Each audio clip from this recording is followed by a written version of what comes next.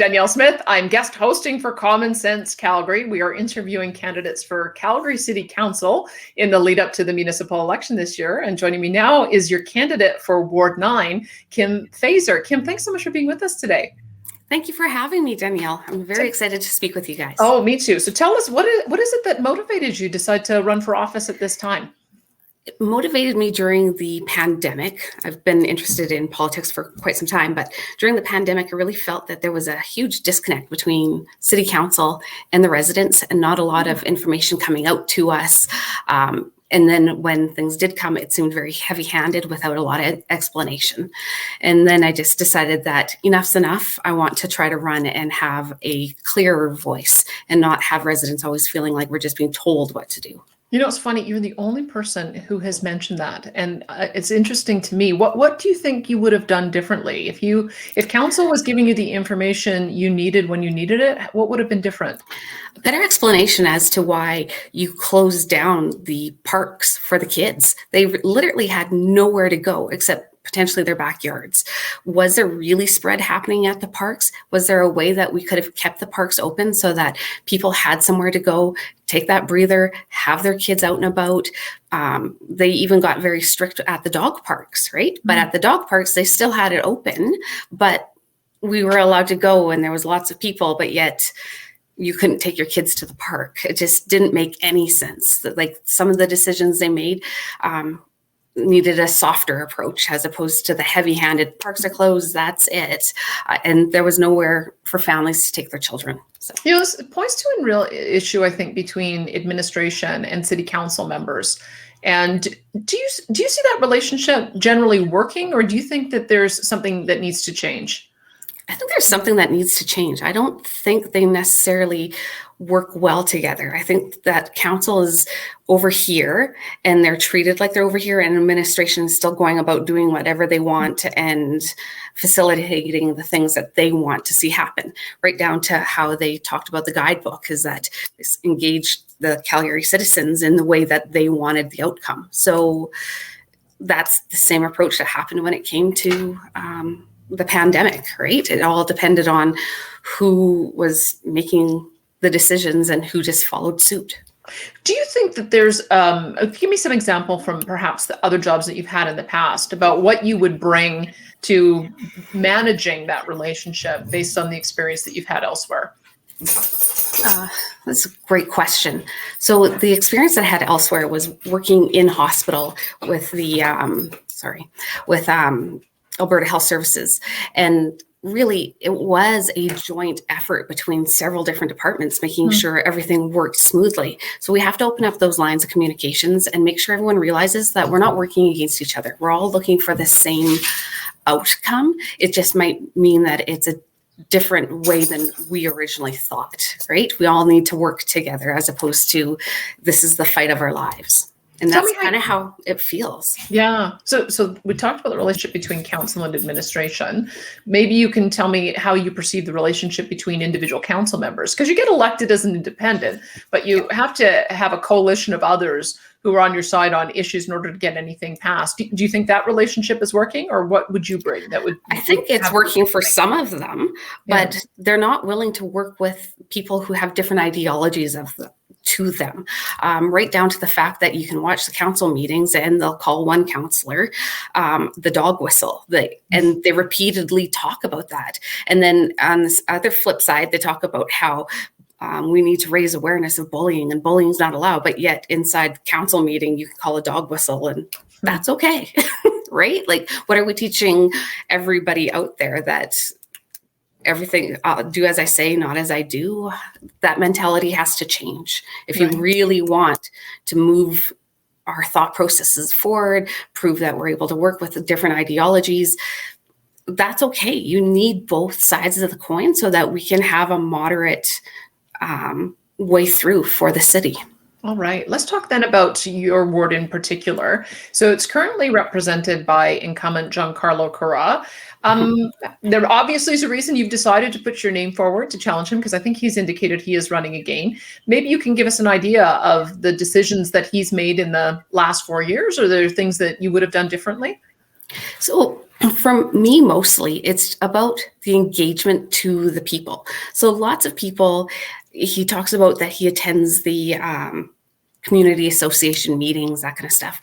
But when you come down to it, he's coming to the meetings, but he's telling everybody what they're supposed to think. He's very argumentative. He doesn't really listen to what the people are saying. So I just want to be able to come in with a fresh approach. Not everyone's been happy with what's come forward from council, but there's also things that he's done that has been very good for the city. So I'm not going to bash that. What I wanted to bring in is a fresh approach so that people feel like I am listening, that I am going to willing to take in their opinions that are going to differ from mine, and see if we can make a mutual approach to it so that it works for everybody. All right. So tell me then what you're hearing are the big issues in Ward 9. The big issues that people are really talking about is how they feel how the taxes have increased, how they're feeling that the services they get for their money, they don't feel that the two are equating well. Again, they talk about the lack of facilities. The other thing is that they don't feel that the guidebook is bringing in a thoughtful approach for diversification, especially for like the Southview communities, Forest Lawn, right? Forest Heights. Those are communities that are going to be severely impacted by the guidebook, and they don't feel that the their discussion is being listened to. Another one is, I blanked, sorry. If you remember that, I've been wanting to ask you, because you mentioned it twice now, the community guidebook. Tell us why it's controversial in your area. Why are people upset about it? So a lot of people are worried that it's not going to listen to or keep in mind the heritage. A lot of buildings have come in and they look completely different than what the heritage area looks like. So it's now very contrasting. So we have stuff of the heritage, and then you have these brand new buildings that haven't taken any of that into account. Some of them have gone bigger and taller than what was indicated in their local area plan already, and that's gone well above that. They're finding that the building shadowings are impacting the area just because it necessarily wasn't thoughtfully planned out, right? Like it's on the wrong side of the street, or it's just overtowering everything, and people feel like their backyards are being looked into. Another one is exactly that, right? That they talk about how you can have your house and then you're going to have a 3-story building right beside you. And how do you plan on keeping my yard private from the 3-story building?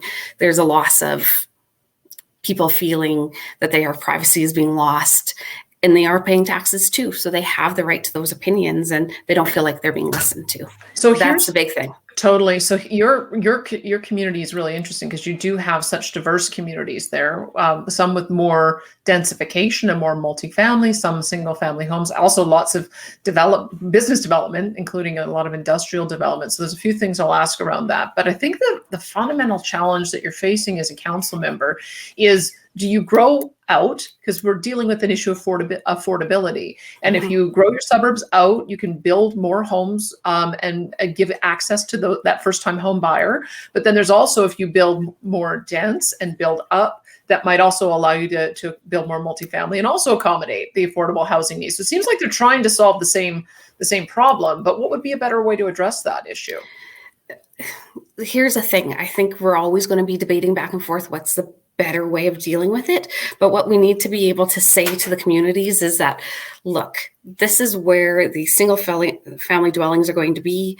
We're not going to put a 3-story building beside you or a 12-story building. That's what people are extremely afraid of, because the way it's kind of worded right now, that the main streets can end up with it and the main drives can end up with it. But on those main drives, you do have single family homes. So it needs to be said that, okay, they said the 600 meters from the bus stop, but that's 600 meters either way. And if there's another bus stop less than 2 blocks away, that's some massive developments happening all along the way. And we need to narrow that down a little bit more so that people know that, okay, so we have these bigger developments over here, but moving forward, anything past this point, we're clear, right? Okay. So that it's not hopping all over the place, that it's not that people are beginning to get worried that their bungalow is going to be overtaken by a 12-story building. right? Just because you're on that drive, they need more information. They just need to know that it's not just going to be all over the place. Because even when you look at the guidebook, that's kind of how they've drawn it, that here's your single family home, here's a 3-story, and then there's a 12-story over here, right? So when people look at that, they have justification to be worried that how is this going to impact me? We have to think about parking, because parking, they say in the guidebook that they're going to limit the amount of parking spaces available in that development. So yes, they're trying to push us not to have vehicles, but at this point in our lives, most people in Calgary jurisdiction have a vehicle, right? So what are we supposed to do with those all of a sudden? And people are still having trouble with the idea post-pandemic. It's going to be interesting to see how people use our C-train and our busing. Like, how much has that changed? And then we can move forward from there. But just changing it all right now and saying that this is how it's going to be here henceforward is kind of that big leap of faith. It also doesn't talk about how we are a 4-season city, right? It doesn't talk about snow. It talks about how you're walking everywhere and window shopping. And well, that's great in the summer, but I don't like window shopping in the winter. I don't know about you, but right. You've put so many great points on the table. Let me circle back on a couple of them. So on the issue of taxes, because you've got such a mixed riding, where are you hearing most of the complaints coming from? Is it from residents, or is it from business owners, or is it both? It's technically both, but right now it's mostly that I'm just talking to the residents. I really want to hear what the residents are saying. And then I want to start talking to the businesses and figuring out where they want to see things go. But sorry, the small business owners I have talked to, that's their big thing, is that it's the taxes, trying to be able to pay their taxes while staying open. A lot of them are just hanging by a thread right now. And the 10% increase that they did do is, in some cases, is just way too much. Yeah. Tell me about how Englewood is doing. I mean, it's really one of those iconic strips that we have in Calgary. There's a few really interesting business districts. How have they weathered through the COVID? They seem to be weathering through okay. There are some restaurants that they haven't really reopened their doors, so I'm not 100% sure what's happening there. But the community itself really rallied around their local community businesses, and I think that's what's helping keep them going. They also, like Bridgeland, did the whole Arctic Challenge, so that it was a walking thing, which helped bring in people to really access what amenities were there. So that kind of thinking was really good. They did some really good forthright thinking and thought about how to help their businesses along. And then the hot chocolate drive did really well, right? That you go around and try all the different hot chocolates. And it was nice to see how many people were going into those businesses for that as well. So, some well-timed ideas happening throughout the city might need to continue. No kidding. Well, let's then talk about what you see as the future of downtown. Some of the stats suggest that there's vacancy that would accommodate anywhere from 100 to 140,000 employees. That's just how much downtown has been hollowed out. How would you address that?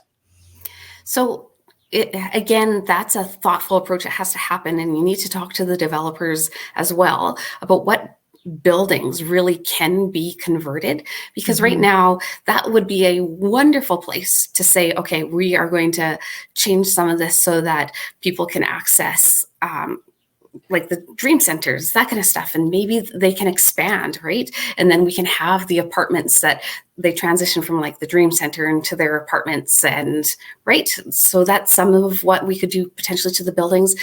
But again, when you have 10,000 square feet, you have to think about bathrooms and kitchens, and is that financially able to do so? But other cities, we're seeing that they are able to do that, right? So it just needs that thoughtful process of where will we get the most bang for our dollar, right? And then with that, it's kind of like the guidebook is a good approach to that, right? So the lower part is the businesses, upper part, we can have housing, we can even have restaurants. 1, 2, 3 stories or into the floors, and then housing above. I know myself, one day I would love to be downtown. So if they turn one of those office towers into a condo of some sort, I would be all over that. Unfortunately, right now with the 3 kids, that's not necessarily a possibility. I think we all aspire to that downtown life. You've painted a great picture. Let's talk about the sort of the big picture of spending and taxes. I know you sound like you've done a lot of work looking at the community guidebook, and you get quite into the details. So let's back it up and just give me your sense of whether you think the city is spending too much. Should they be spending more in certain areas? Are there places that they can find savings and should be spending less? How do you see it? So I think the city has a spending problem. It's not an income problem coming in because they have a $4 billion budget.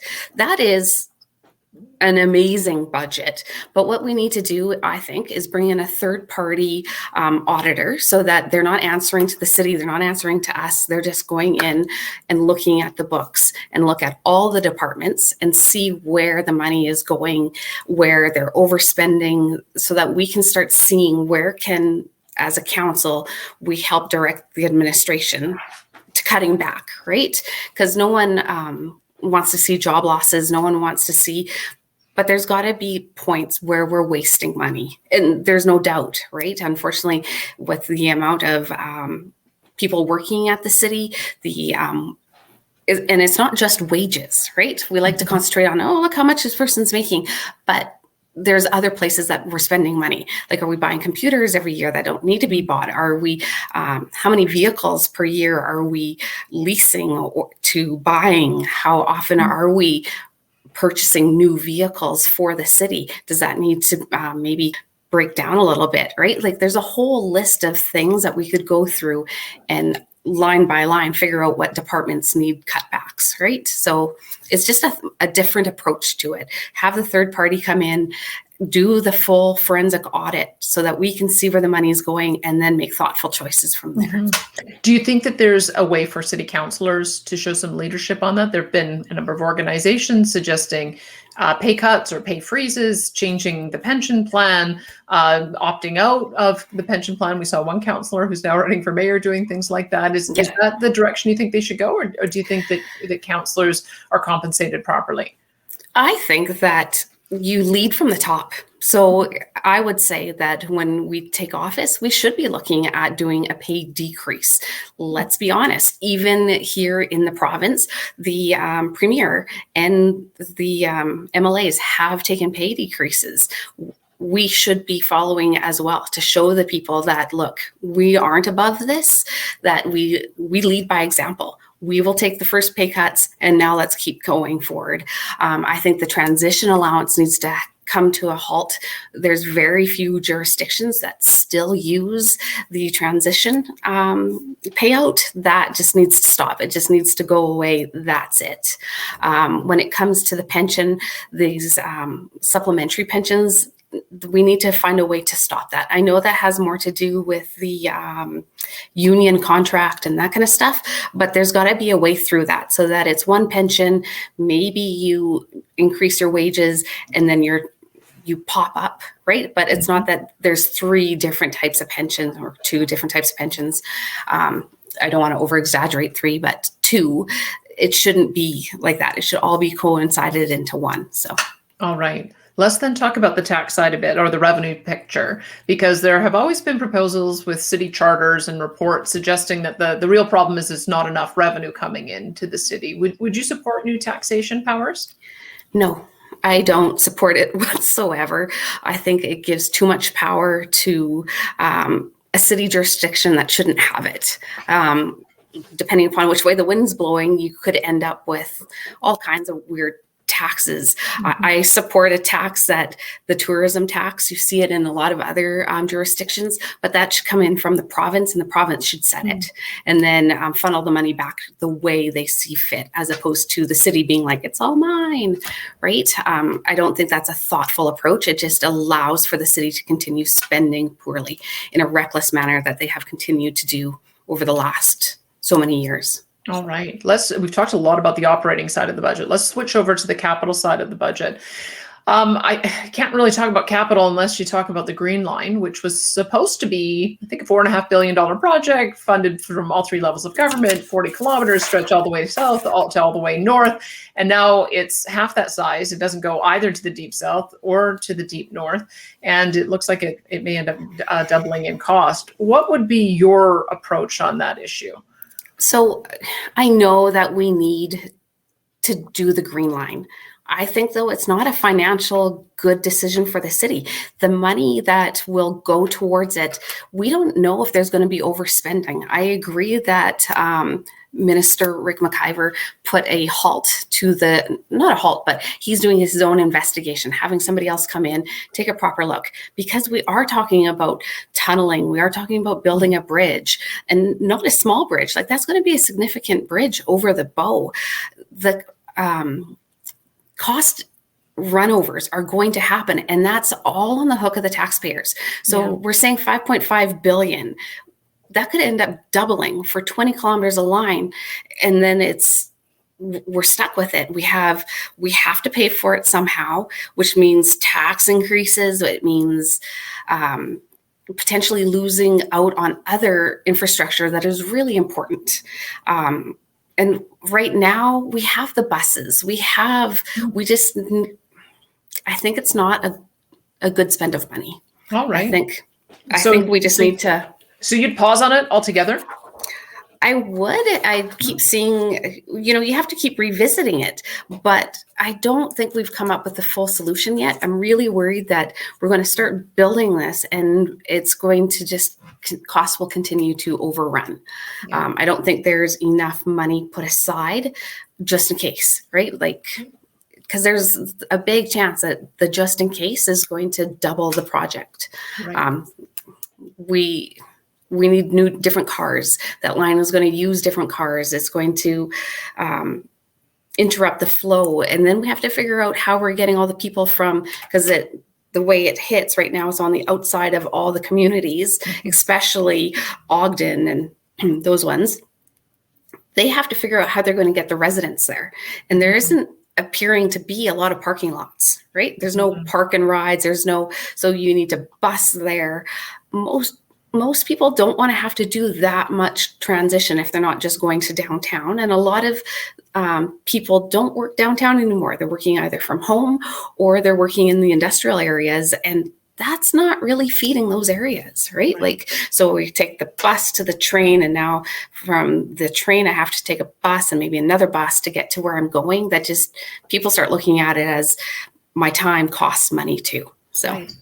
All right, let's then talk about the other big ticket items, because there were 4: the event center in conjunction with the Calgary Flames, the BMO Center expansion for convention space, the Arts Commons transformation for arts community, and the Foothills Fieldhouse. Now, when the city voted to approve these projects, it was against the advice of the city's chief financial officer, who said that they couldn't afford all 4 of them. Do you think they made the right decision? No. I understand how they work in conjunction with each other, but it didn't have to all happen so that it's like being banged out right now. I think it needed we're starting with the field house over here. And then we can move to like the NHL center. It did have to happen. So maybe the NHL center should have started first before they started the corral demolition.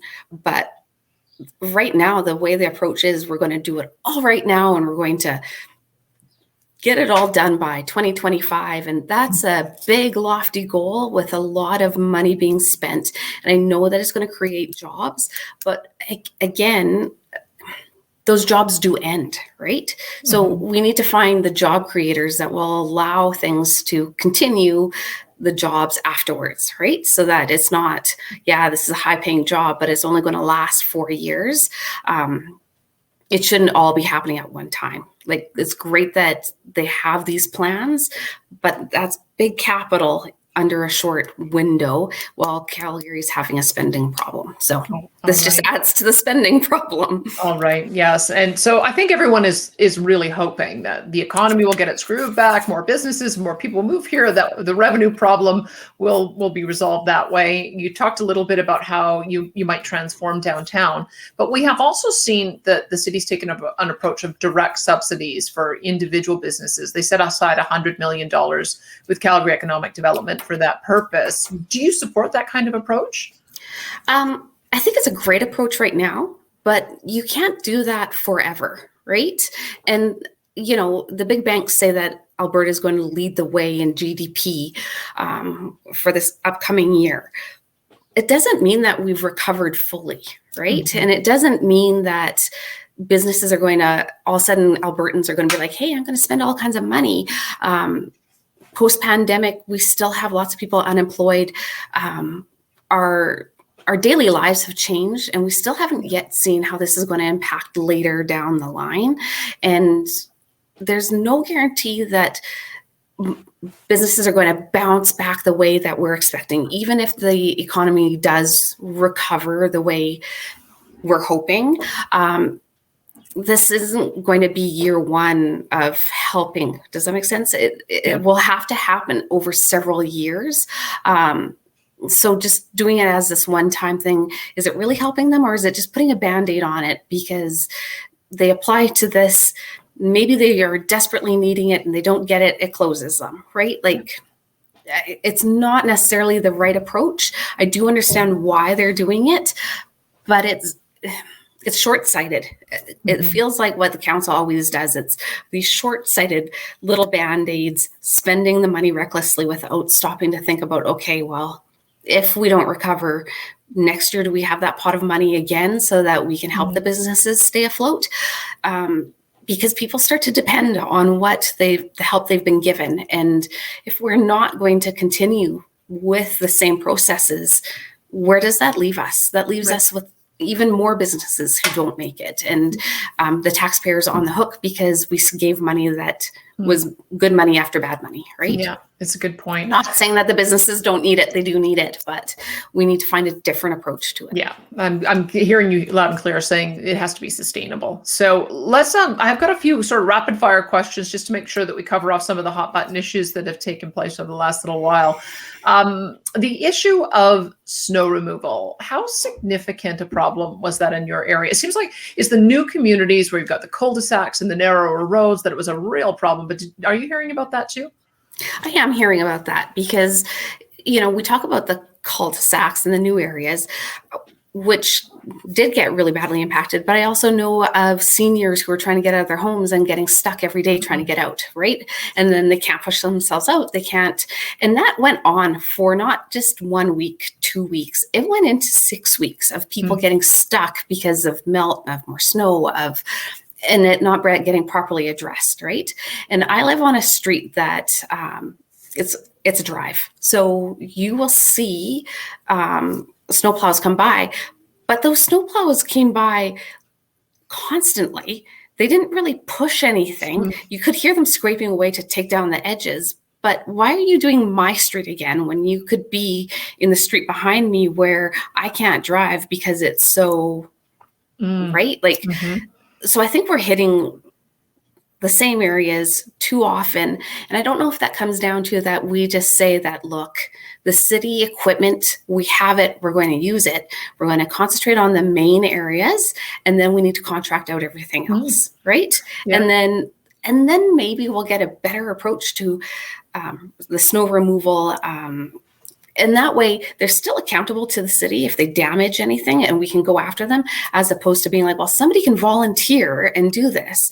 But no volunteer is going to take this on and be liable that they damaged the road or damaged a sidewalk. That's costly, right? So we need the approach of, let's have contracts. Maybe we contract out the secondary roads, the stuff that the city has trouble getting to when there's snow happening every 2-3 days, right? Because the main roads need to be properly paid attention to then, right? And then somebody else taking care of the secondary. Just like at our shopping districts, they have contracts of people coming through and removing snow. It's time to put in the contracts for the snow removal on their secondary streets. Can you see other areas where you could consider public-private partnerships or contracting out? I think that Ward Sutherland, councillor from Ward 1, had suggested that looking at garbage collection as being partially private. Golf courses is one that they're talking about, contracting out the operations. Are there other areas that you might want to look at? I also think that how we handle our parks and could be another area as opposed to using city workers for it. I know that is a great program when you see university students doing it, but a lot of times you don't see the university students. What you're seeing is our city workers who are properly paid and but like last year during the pandemic, there was so many intersections that you came to that the grass had grown over in the boulevard. So you couldn't see as you're making your left-hand turn unless you came out quite far. And so last year, you can say it was because of the pandemic, but it happens again and again throughout the city. So I think that that might be an area to contract out, that we're not taking care of our grass areas anymore. We're contracting this out.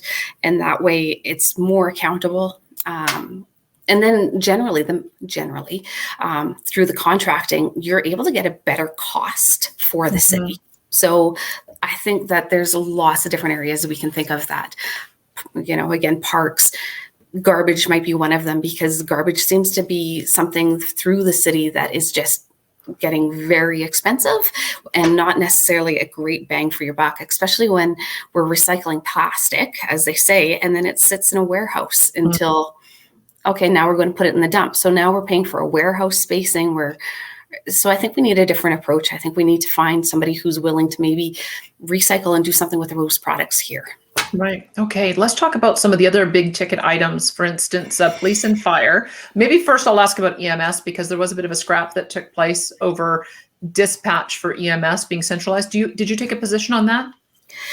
You know what? I understood where it was coming from, having it all localized. And I understood where the council was saying that we were going to have an interruption of services.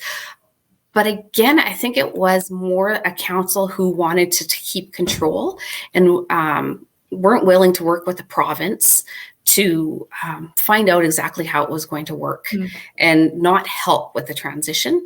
So sometimes the province is going to make a decision that we might not agree with. We can state that, but then we needed to stop digging in our heels and needed to work on a way to move it forward and alleviate our questions by talking to our police services and our fire departments and even the EMS department. Okay, how are we going to handle this properly? And come up with a proper solution, as opposed to what I was finding was that it was just the constant screaming that you can't do this to us, right? Where as opposed to seeing it as this could save us a significant amount of money. Right. You mentioned police. So tell me a bit about how you feel about the defund the police movement. It's the notion of taking a portion of funding from the police budget and allocating it towards other social services to assist with things like mental health and other addiction, other type of social services calls. Do you support that approach? I don't support that approach. I personally think that those departments should be coming into the police services so that they're properly trained as how to protect themselves and the public, as opposed to walking into a situation that could escalate. They know how to de-escalate it, how to protect the public, that they have those radios so they can request backup, but not that they're walking in as police officers. They can be the plainclothes people, so that you still have your mental health nurses coming in, that you have your social services coming in, so that it doesn't get the backup, so that when a mental health call does come in, that they can approach it in the trained way that a mental health professional will, but that they have the training of the police and that they have the ability to protect the public in a way that is safe. All right. Let me talk about fire for a minute. I can't put my finger on what might be going wrong in fire, but there's two things that have come up in the last year. One is that we heard through the whole EMS dispatch discussion that fire is responding to a lot of medical calls. They're first on site, not being compensated for that. And the second was that a pause on developing new communities because there was the contention that we didn't have the money to pay for fire. There just seems to be a problem there, and I'm not sure what the solution is. Do you have some thoughts on that? I don't know what the solution is until you finally can sit down and see the budget, right? And see where they're spending the money. What we do know is that they wanted to close the fire department that services the downtown, which has the tall ladders so where were you planning on moving that? How quickly will you respond to tower fires? How are you going to get the people out if you can't get there in a timely manner? And right down to what happened in Legacy, a whole house burning down before the fire department could even arrive, right? So those are the situations we're going to end up in if we don't properly fund the areas that need to be funded. And as you said, that EMS is arriving, not EMS, but firefighters are arriving and they're doing the medical calls. In a lot of other jurisdictions, every not every bus, but every fire truck has to at least have somebody who is properly trained. And that funding comes technically from the Alberta, like the health services, but then also from the city. So I think that is an approach that potentially they have to take. I know that I have a cousin in Winnipeg who took his paramedic stuff first and then became a firefighter. And he is the person who, when he gets on scene, that if anybody's injured, he's taking care of them. But I think that's the approach we need to take, right? So that we have kind of that. The city council likes to talk about how they put in the speed limit change because this is going to impact society. Well, this is a true impact to society that can actually help. And you can see the potential life savings and how this can help once they hit the hospital, help each other. And that is one area that we could blend a little bit better so that those services meet each other in the middle, right? Because fire and EMS are two that need to show up together.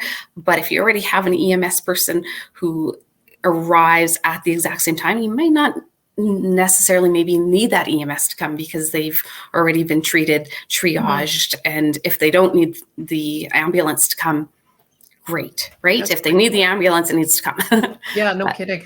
I want to ask you about speed limits in a second, but first let me ask you about public art. It's been so controversial over the last number of years. I think every one of us has sort of an iconic image of something that was a gaffe. I think the Big Blue Ring is one, and the towers on that major stretch of highway coming into town as well. Is there a different approach you'd take to public art? Do you think they fixed it? I don't know if they fixed it. I know that they are taking a new approach to it, but it needs to more center around that if we're going to do a public arts program, the public art needs to stay within Canada at the very least. We have so many wonderful Alberta-based artists, BC-based artists across the country. We should be trying, as much as people hate this wording, but even President Biden is following this right now, that for America, made by America. Why can't we here in Calgary say made by Canada, here in Canada, it stays in Canada, right? Like no more of this money flowing out for artists out of our country. Let's support the people within our country and start helping make a name for our artists so that they become a little bit more recognizable. And maybe we can start being like, oh, I know that artist because they did this here, right? Like, we need to start supporting our own arts district. Okay. Yeah. Let's talk about the issue of how much you look at your role as an elected representative versus how much you think the people should decide on big issues. There was a big referendum on the issue of Olympics. There was an opportunity to have two others in conjunction with the municipal election, one on fluoride and the other on speed limits. So one was decided by council, the speed limit issue. The other is going to the public with fluoride. Do you think they made the right decision there? No.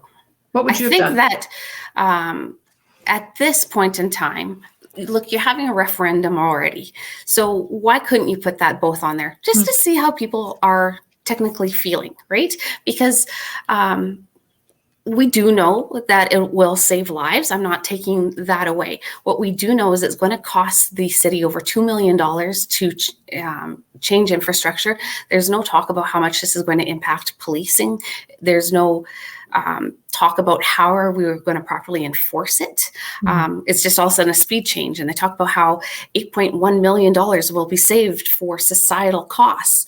But we don't see that in the city. And they talk about some of that cost being from our insurance companies. Well, why are we worrying about big business losing money on something we pay for, right? No, we don't want to see lives lost, but let's stop worrying about the impact of the big insurance companies.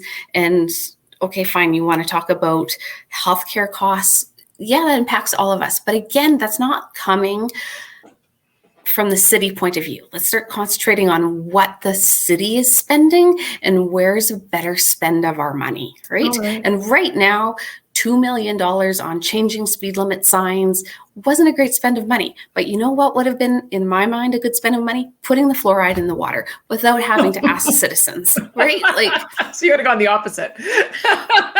So my point of view for it is that you and I don't need it. We don't. Our teeth are in, we're done, right? But who needs it is our children. And who needs it is our low-income families who can't afford to go to the dentist and the dentist say, look, your teeth are weak because you're not seeing the fluoride. You need to do this, this, and this. And you want to talk about societal costs? That's one right there. Just to go visit the dentist and have your x-rays taken and a proper cleaning is $400. Most low income, even most middle class, anybody making under, we don't like to talk about it, anybody making under $60,000 a year, if you have a family of 4, you can't afford, if you don't have insurance in place, to go to the dentist. You just don't. And I know a lot of people are like, we don't have kids, because that's what the city likes to talk about, is how